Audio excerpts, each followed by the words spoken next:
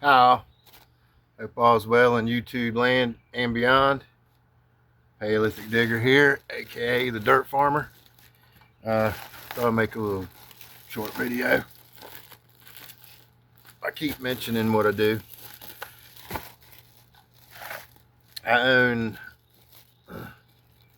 Paleo-Friendly Farms. I run that farm to further the main purpose, which is I handcraft a living soil. And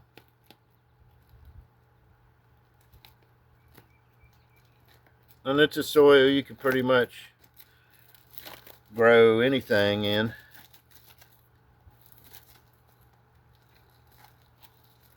You know, there's certain plants that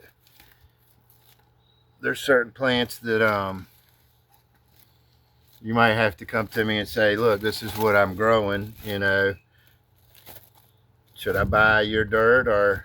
And then at that time, if it's a plant that say takes a little bit different requirements, you know, and more of a acidic soil or something, then I'll blend it up for them. But my main purpose is I made a living soil for cannabis. Once you plant in this soil, then you can start your seeds in this, you know, never have to worry about transplanting from one pot size to the next, you know. It's a life of the plant food, and it's a dirt that, you know how most potting soils you'll use for the year or whatever, and then it's done next year. It's, you know, has no life in it whatsoever, has no chemicals left in it to feed the plant. I use no chemicals whatsoever, as you heard by the name of the farm. If you look up the word paleo, not necessarily Paleolithic, but look up the word paleo, you'll get like paleo diet, paleo friendly. What that's in turn to is a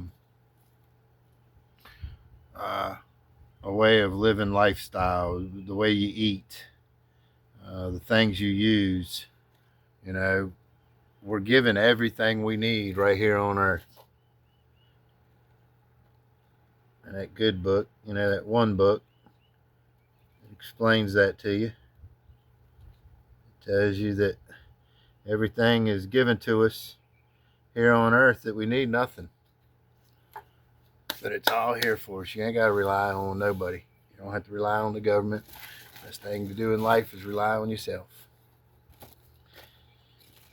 But anyways, I digress. Mountain boy using big words. What the hell?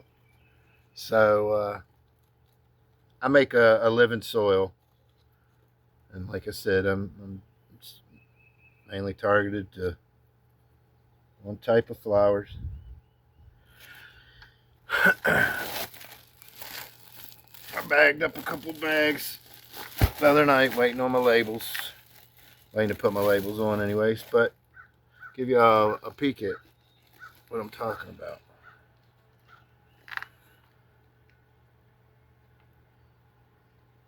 Right there in the left hand corner, if you take your finger and reach up into the left hand corner, scratch and sniff.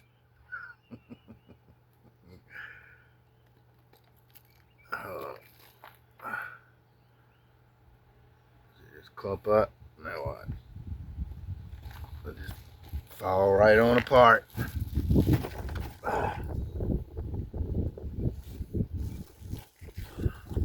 Now, so with this soil here, like I said, you can just pop your seed right in it and let it take off, or you can pop your own seeds and our cuttings.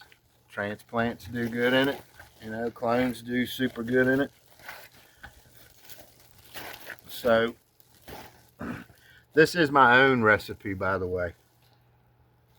And I tell you, there's a big dirt people that's, you know, kind of well known in the cannabis industry. You know, let's give a little clue. They hop around. Okay. Or either we go swimming in the ocean. That's way too hot for young plants or seedlings. Swimming in the ocean is. I can't give that straight out the name, but I used to use them religiously. But it kind of sat uneasy with me. As big as they are, you know, it's running. The love's not in it, you know. Somebody's hands aren't in it. And I started reading on the ingredients and all. I'm getting a delivery. Hold up, FedEx is here. Let me pause. Okay, I'm back. It's not what I was expecting. I got some amendments coming. It's been in the mail for the last 3 weeks, and they telling me it's lost, but yet they know where it's at. Anyways, so where was I at on the dirt? This is my own. Okay, that's where I was at. This is my own ingredient recipe. So back on that, you know, that dirt that hops around. I started really looking into the ingredients and all. You know, it's supposed to be a organic type soil and a living soil. When somebody tells me that something has been chemically processed in order to gain that organic material, how much of that chemically processed is coming along with that organic material, right? So it just started rubbing me wrong, and I decided that, you know, I wanted to build a soil that was completely organic, completely from the farm. The only thing I pretty much resource, there's a few organic amendments that I resource that go into it, but for the most part, it's all done here on the farm. I raise worms, not to sell. I raise worms to keep. I need their poo. So I know what my worms eat. I know what my worms poop out for me. I know what's going back into the dirt. Let's see. And this is all done by hand. Every once in a while, you might come in here and you might get a little worm, or this is a little moist right now. Last night before I went to bed, I've got these bags that I just made up out in the sun. So instead of baking them, instead of completely drying them out, I hit them with the outside of the bags with the sprayer last night. Kind of drenched them down, let them soak up some water. But it's all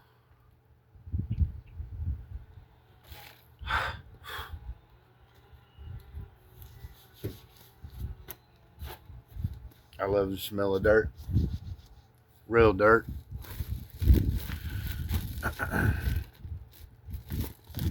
So every once in a while you might find a worm or something. You know, you might get a worm in your bag. But, and when I say a worm, not night crawlers, you know, red wigglers.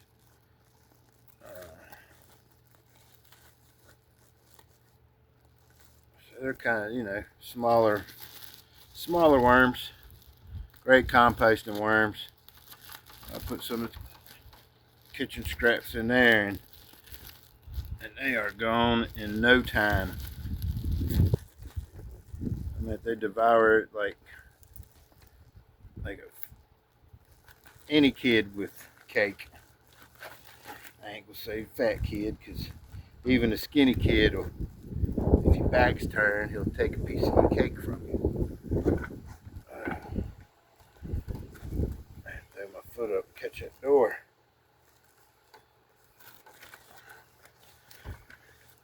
So, on the living soil, on my soil anyways, you can, once you fill your container up, your pot, your bed, dig your hole, your ground, wherever you decide to plant, grow, tomatoes, lettuce, okra, squash, corn, I mean, it doesn't matter. So,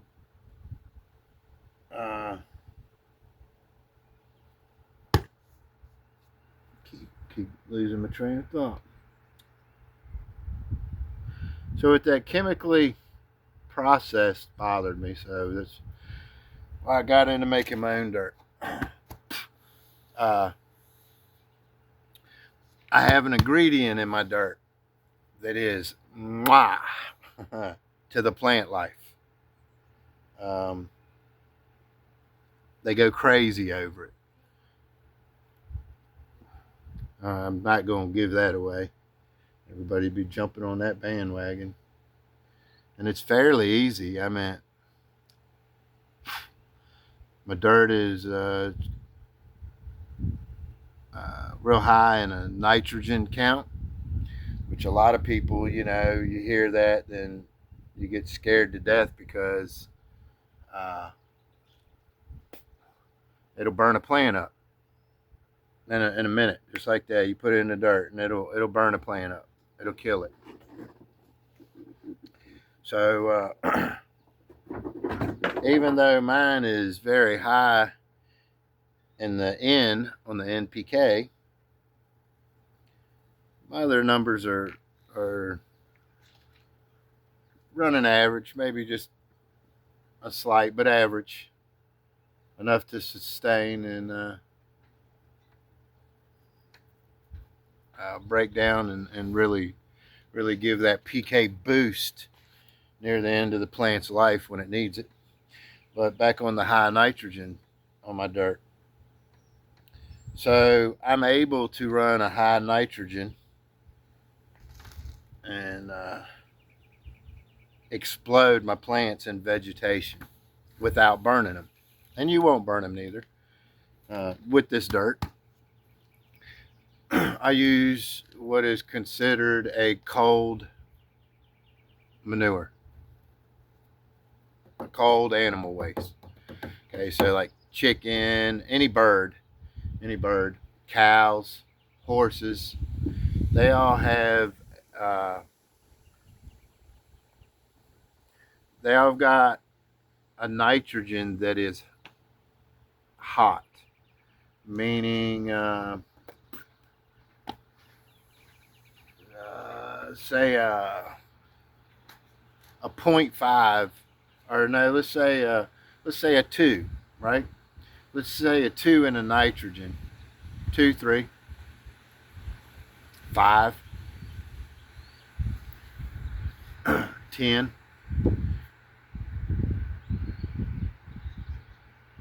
Can burn a plant quick, being, like I said, bird, cow, horse. Even though that number's not high when I kind of indulge on my numbers, even though that number is not really in an extremely high bracket, it's hot manure, so it'll burn your plant up. You got to keep that number on the low if that's the type of dirt or the type of manure that you're using. Okay, so my manure is probably coming in at about a 17 to 22, 24, I'd say. I could be wrong on the high end, but anyways, plus or minus on the 17. A lot of people's like, holy shit, that's the death to the plant automatically. But the thing about it is, I use a cold manure. So, and with my cold manure, it breaks down over time. It slowly releases the nitrogen from it, and the plants aren't just getting hit with at once with that number. Bam! You know, my 17, even though it's say 17, it's trickling out. You know, so by the end of the plant's life, when I'm harvesting flowers, fruit, uh, vegetables, my numbers now are back down. You know, back down into the, I don't know, tens to fives. Uh, your plants will tell you too when they want something. You just got to learn how to read your plant. But it'll tell you whatever sign it's showing. Droopy leaves, it wants some water. You know, the yellowing leaves, it burning tips. You know, it's a little bit too much nitrogen, or it's overly getting fed. Yellowing the veins and all. You know, magnesium deficiency. So, anyways, there's, I'd say within my dirt, I've gotten 15, 12 to 15 amendments. I'd have to really go back and check. Um, that's added to my bulk, which the bulk is peat moss, worm castings, and my compost.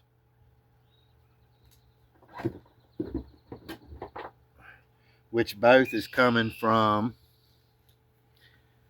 that cold manure that I spoke of. Now, if you took any of those other fertilizers, cow, chicken, horse, and you take it and you top dress, and what I mean by top dress is you just put an inch or two layer on top of the dirt, you know, and as you're watering, that NPK factor, micronutrients, all the goodies within that, it's going back down into the dirt. So it's feeding your plant.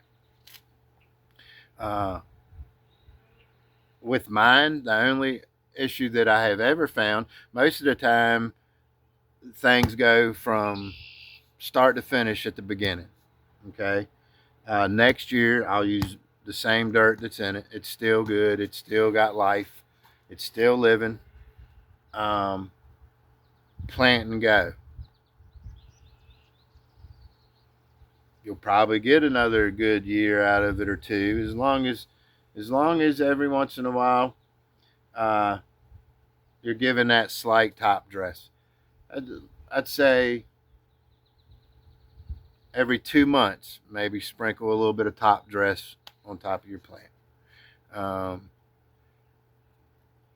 if you don't do a top dress, then a compost tea, which is a top dress. It's a feeding. It's, you know, it's doing the same thing basically as what you're doing by watering the top dress. I'm just making it uh, in a liquid form so that you don't have to dig your hands down in the dirt. You just give it a watering. Okay, watering on my dirt. Don't ever add anything to it. Like I said, you can later on if the plant's telling you. But other than that, strictly just plain water. That's all you need. If it's chlorinated water out of your tap, if you live in the city, let it sit out overnight, open, 24 hours or so.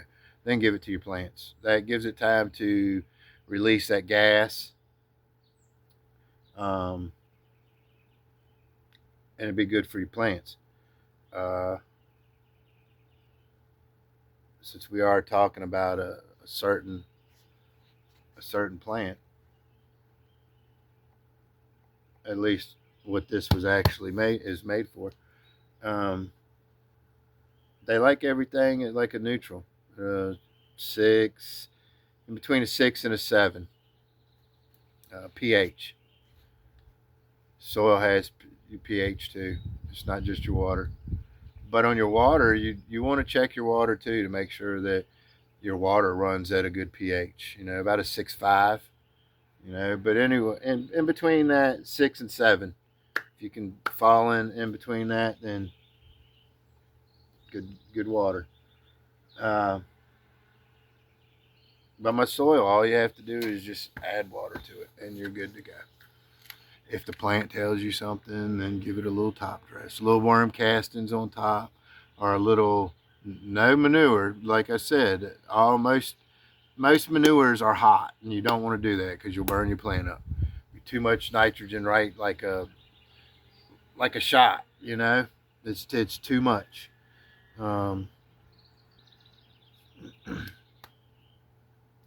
Pretty nice day out today. It was cold a little bit ago, overcast, looked like it was gonna rain, but sun's popping out, clouds are moving away.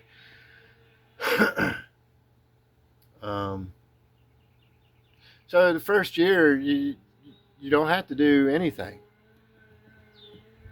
I guarantee that. Second year, you know, and if you want to on the first year, if you really want to pump that stuff to it to the max, you know, to where the plant's like, oh, I can't, I'm gonna lock out, you know, then you can add top dress second month into the grow once. You know, that's what I was saying about the compost tea. So you water just strictly plain water all the time. 2 months go by, you might use make a compost tea and water the plant. Then right back to regular water. You know, it's not it doesn't need any food, and it definitely doesn't need any of this human nature government freaking chemical bullshit. Get away from the Miracle Grow, people. Even the bags. I mean, what you're killing yourself.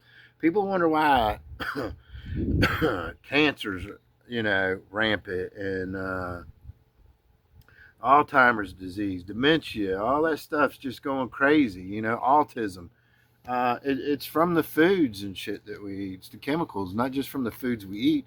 It's the stuff that we grow and then eat. It's the vegetables we buy in the supermarket. It's been chemically grown and altered, and man trying to think that man needs to do it all. I said at the beginning of this, he's told us everything we need right here. Everything. I mean, he made this big ball. What the fuck? Don't look like he did anything wrong in it. We're the things that do wrong in it. Oh, back on the dirt. And I don't know. I think I started rambling on when I was trying to explain the paleo definition or meaning. Anyways, it's just like back to nature. You don't eat processed foods. No processed foods whatsoever. It's all natural. You know, your meat's walking around or flying around. You know, your fish is swimming around. There's so many beneficial foods that grow in the wild, in your front yard, in your backyard, wherever, beside the sidewalks, that we as people have forgotten because we were pushed to forget. All right. I mean, let's look at broadleaf plantain. It grows probably 95. No, that's a big number. I got to think about all the climates in the United States, growing environments. I'd say 65% broadleaf plantain you can find. All right. Henbit. That's henbit's also called hill. It's a little purple weed that grows in your yard. Purple dead nettle. That's another one that grows in your yard.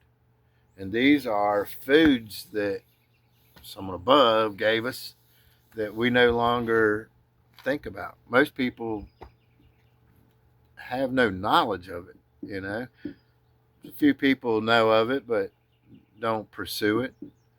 Um, but they're better than pretty much anything that's in the supermarket.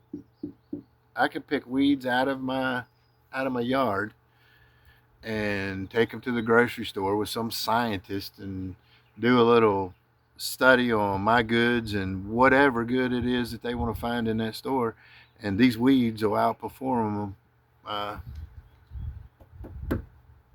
10 out of 10. I was about to say 9 out of 10, but nah, bullshit. 10 out of 10.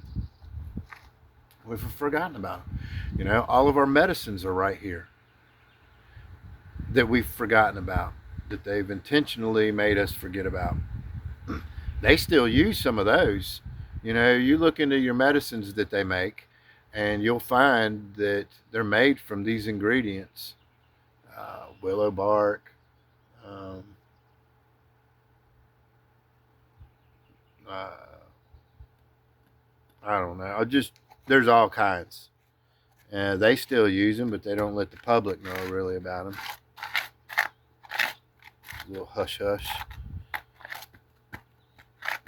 You could feed yourself and have your medicine cabinet and not have to worry about a grocery store ever again. And it's not that hard. It's pretty damn simple. How hard is it to get your ass up off the couch and walk outside in your front yard and start looking through, in the grass for plants that are different, you know, and look them up. Dude, go out and do your front yard. Here's a little chore, task, uh, challenge. Google broadleaf plantain. Google self heal, or not self, all heal, self heal.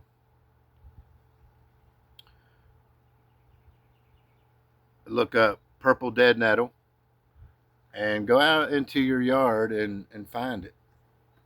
Now, I could tell you henbit and purple dead nettle.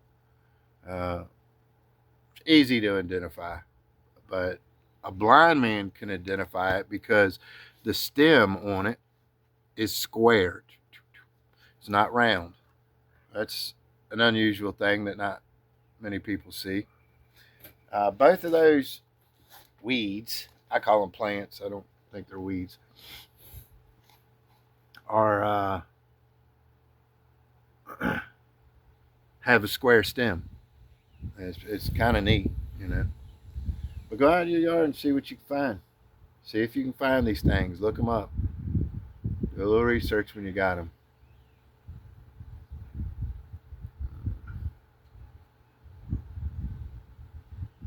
It's been given to us, all of it, for a healthy life. Because this life we live in, per the human way, is anything but healthy. So I guess that's all. I just kind of wanted to come on here and show the dirt off a little bit.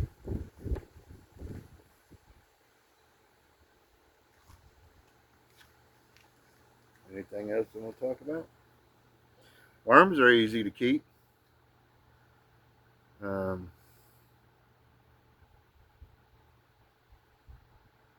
hmm.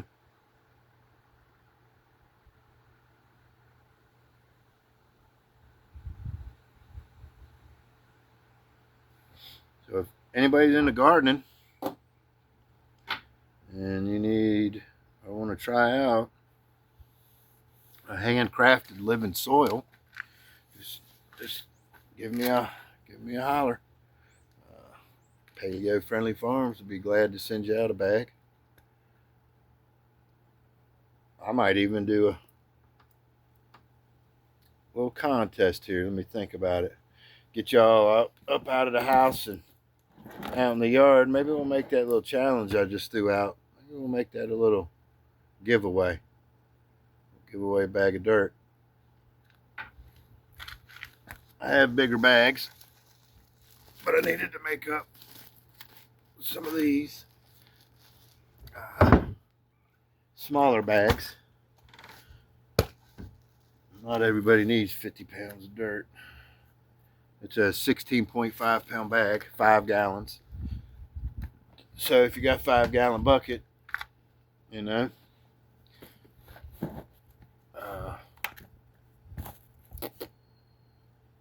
I think that there fills up 4.5, 5 10-inch pots, regular pots.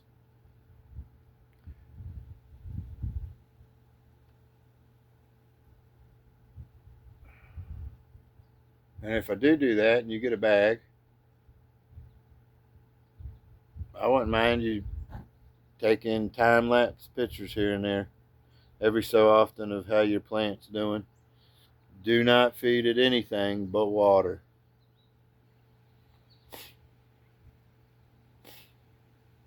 I want to do my part and get you people off of all these chemicals and poisons.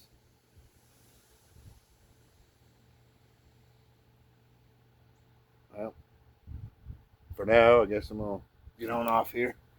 Been 30 minutes now.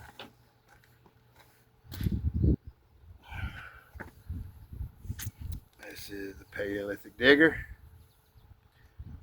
aka the Dirt Farmer, Paleo-Friendly Farms. Peace and chicken grease. I'm out.